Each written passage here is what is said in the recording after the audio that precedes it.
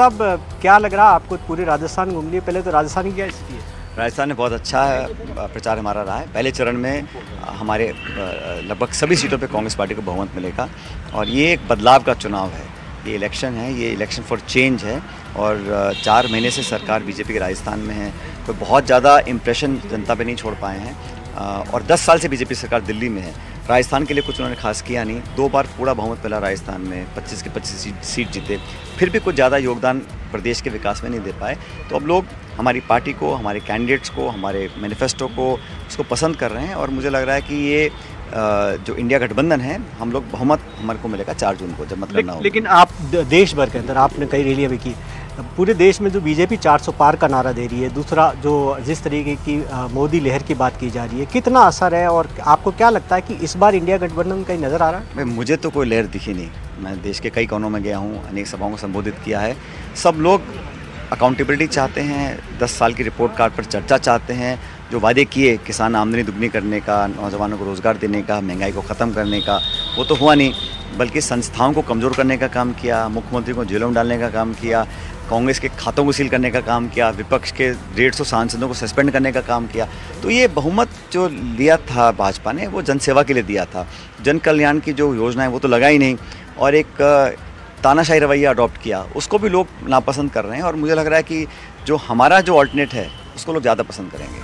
आप सचिन पायलट लगातार हर चुनाव में रैलियां करते हैं, भीड़ भी आती है, आपके नाम पर वोट भी पड़ता, क्या लगता है कि इस बार राजस्थान में जितनी मेहनत की उसका फल या फ़ायदा सचिन पायलट को भी मिलेगा? देखिए, जो भी हम लोग करते हैं व्यक्तिगत फ़ायदे के लिए नहीं करते हैं। पार्टी को ताकत मिले, पार्टी को उम्मीदवार जीतें, सरकार हम बनाएं ताकि हम सेवा कर सकें, इस उद्देश्य से मेहनत करते हैं और मेहनत सब नेता कर रहे हैं। कोई एक की बात नहीं है, पूरे हमारे जितने नेता हैं प्रदेश देश के, सब मिलकर पूरी ताकत झोंके हुए हैं क्योंकि हम चाहते हैं कि बदलाव हो। 10 साल का बहुत लंबा समय होता है।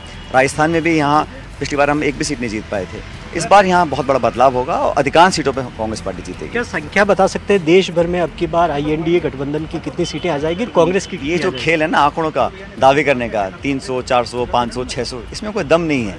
वो तो 4 जून को पता पड़ जाएगा, क्या ओपिनियन पोल कह रहे हैं, क्या एग्जिट पोल कह रहे हैं, क्या दावे हैं। लेकिन जो आंकड़ा चाहिए बहुमत की सरकार बनाने का, वो आंकड़ा जो जादुई आंकड़ा है, वो इंडिया अलायंस को मिलेगा। शुक्रिया।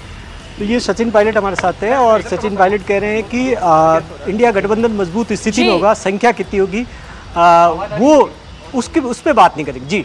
जी रूबी, लौटेंगे आपके पास, जरूर लौटेंगे और खास जानकारी आपके जरिए लेंगे। लेकिन इस बीच आपको बता दें कि राजस्थान में 12 सीटों के लिए इस वक्त मतदाता जो हैं वो EVM तक पहुंच रहे हैं। साथ ही लोकसभा चुनाव 2024 का देखिए ये आगाज हुआ है और आज पहले चरण के तहत 21 राज्यों और केंद्र शासित प्रदेशों की 102 सीटों पर वोटिंग हो रही है। और अब हम आपको दिग्गजों के मतदान की 8 तस्वीरें दिखा रहे हैं। सबसे पहले नागपुर की तस्वीरें देखिए, जहां पर RSS प्रमुख मोहन भागवत ने वोट डाला। वहीं जयपुर की बात करें तो राजस्थान के CM भजन लाल शर्मा ने भी अपने मत का इस्तेमाल किया, पूरे परिवार के साथ पहुंचे थे। तो ये तस्वीरें बताने के लिए काफी है कि किस तरह से कुछ चुनावी मैदान में जो दिग्गज उतरे हुए हैं वो जानते हैं कि उनके खुद के मत की कीमत क्या है। एक बड़ा संदेश, जब दिग्गज जनप्रतिनिधि मैदान में उतरते हैं, अपने मत का इस्तेमाल करते हैं, तो उनके पीछे वो जनता, वो समर्थक भी आगे बढ़ती है। जो वोट देना उनका अधिकार है और इस अधिकार के साथ अपने कर्तव्य को निभाते हुए ये तमाम जनप्रतिनिधि दिग्गज इस वक्त आपके सामने। अगर मोदी के 11 मंत्री मैदान में हैं तो मैदान में 5 पूर्व मुख्यमंत्री भी हैं। तो ये 8 तस्वीरें आपको दिखा रहा है कि आखिर देखिए कौन कौन से दिग्गज जो हैं वो पहुंचे हैं। इसी बीच आपको सीधे ले चलते हैं, शिवराज सिंह चौहान कुछ कह रहे, सुन लेते हैं। फिर से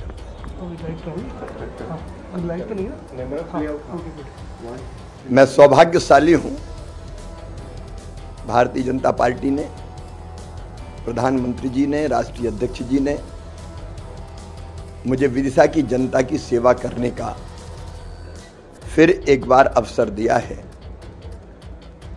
विदिशा संसदीय क्षेत्र मेरे बचपन का झूला, जवानी की फुलवारी और बुढ़ापे की काशी है। यहीं मेरा जन्म हुआ, यहीं से बचपन से ही मैंने संघर्ष प्रारंभ किया जनता की सेवा के लिए और फिर सांसद और मुख्यमंत्री बनने पर विकास में भी कोई कसर नहीं छोड़ी। तो शिवराज सिंह चौहान को आप सुन रहे थे, सीधे तौर पर ये कह रहे कि एक बार फिर से जनता की सेवा करने का मौका मिला है। और देखिए न्यूज 18 के अलग अलग रिपोर्टर्स लगातार ग्राउंड जीरो पर मौजूद है, जो आपको तस्वीर दिखा रहे हैं कि आखिर पहले चरण के मतदान के दौरान कौन कौन से दिग्गज पहुंचे। मेरे दो सहयोगी अरुण और भवानी लगातार मेरे साथ बने हुए। सबसे पहले अरुण का रुख कर लेते हैं क्योंकि वो बहुत इंपॉर्टेंट सीट पर है, वो है पीलीभीत, जहां से इस बार वरुण गांधी का टिकट काट दिया गया, जितिन प्रसाद को टिकट दिया गया है। क्या जानकारी अरुण, क्या तस्वीरें आपके पास, क्या लोग पहुंच रहे हैं, क्योंकि बहुत ज्यादा प्रचंड गर्मी है, तस्वीरें दिखाइए। देखिए गर्मी जरूर है अनुपमा, लेकिन हवा भी चल रही है। अब हवा किसके पक्ष में चल रही है और किसकी तरफ चल रही है, ये मतदाता तय करेंगे। ईवीएम में आज शाम तक 6 बजे तक वो अपना फैसला कैद कर देंगे, जो 4 जून को पता चलेगा। लेकिन इस वक्त मैं अगर तस्वीरें दिखाऊं, बड़ा सा ढीला सा माहौल है, उत्साह नहीं है, उत्सुकता नहीं है लोगों के अंदर, या बहुत ज्यादा भीड़ नहीं है। इक्का दुक्का जो मतदाता है वो आ रहे हैं। देखिए यहाँ पर 3-4 लोग ही हैं। एक बार बताइए जरा, पीलीभीत ये तो शहरी इलाका है, लोग आ क्यों नहीं रहे घरों से? उत्साह नहीं दिख रहा है मतदाताओं में? नहीं आएंगे, धूप की वजह से थोड़ा। तो सुबह मैं 6 बजे से आया हूँ, तब तो धूप नहीं थी, तब भी नहीं आ रहा था कोई। नहीं निकलेगा भैया, निकलता भी आदमी खाना वाना खा के आराम से। आराम। देखिए तराई क्षेत्र है ये जो उत्तर प्रदेश के आखिरी छोर पे मैं खड़ा हूँ एक तरफ से, उसके बाद उत्तराखंड है, दूसरी तरफ नेपाल है, तो लोग बड़े आराम से आ रहे हैं। मैं आपको जरा एक बार तस्वीरें दिखा दूं, जो मतदाताओं के अंदर उत्साह दिखता था वो उत्साह इस बार दिख नहीं रहा है। 5 बूथ यहाँ पर हैं, लेकिन कुल अगर मैं गिन लूँ तो 25 से 30 मतदाताओं से ज्यादा कभी मुझे यहाँ दिखे नहीं।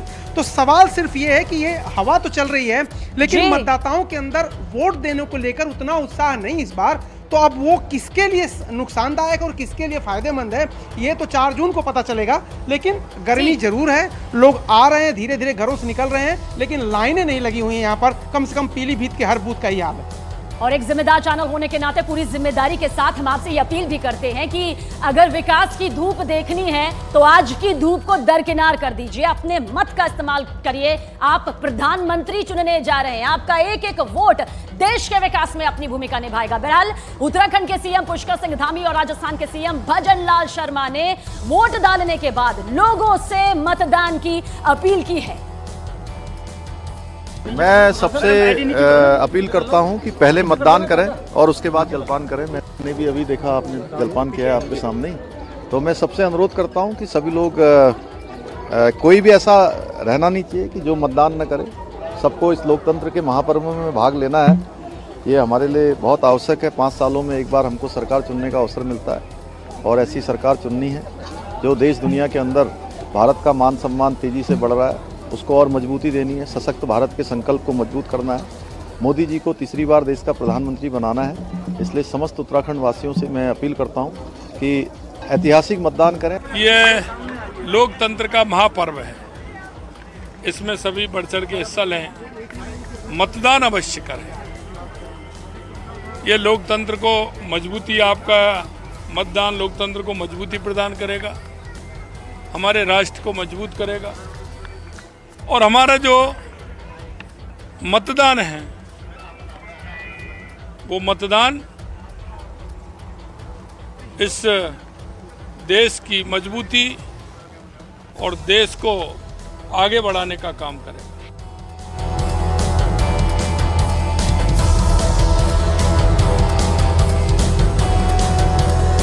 तो 3 घंटे का वक्त करीबन पूरा हो चुका है। 11 बज चुके हैं। 7 बजे से मतदान की शुरुआत हुई थी और अब से कुछ ही देर बाद ये भी पता चल जाएगा कि आखिर 11 बजे तक जो है कितना ज्यादा